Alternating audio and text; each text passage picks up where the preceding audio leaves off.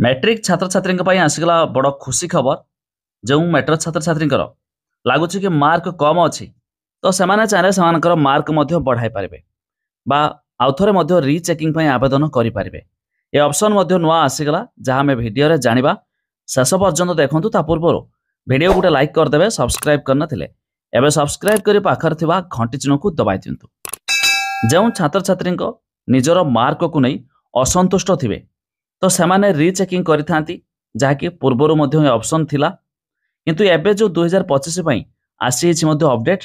तो आपण चाहे देखंतु लेटेस्ट अपडेट रे म आपण को देखौछि 5/5/2025 रे मध्य अपडेट आसी छि checking of addition of mark for AHSC examination 2025, जोटा कि मैट्रिक पई जेमिति कि मैट्रिक रिजल्ट सब छात्र छात्री प्राय देखि सारछंती। एबे एडिशन मार्क पई मध्य ऑप्शन देखे दोछि बा जो माने नुआ एथिरे चाहते चेकिंग करने तो प्रति सब्जेक्ट करें। एमती कि जो सब्जेक्ट केवल से डाउट थी तो सही सब्जेक्ट उपर से आउ थे रिचेकिंग आवेदन करेंगे, जहाँफल जदि से मार्क बढ़िबार थी मार्क बढ़ी।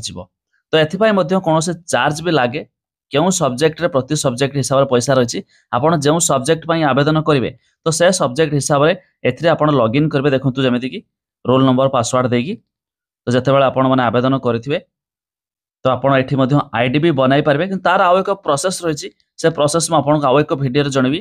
खाली एति आपको जनईदेली कि भाई ये ऑप्शन आसीगला जो छात्र छात्री चाहूबे मार्क बढ़ाइबा तो से यूज करें।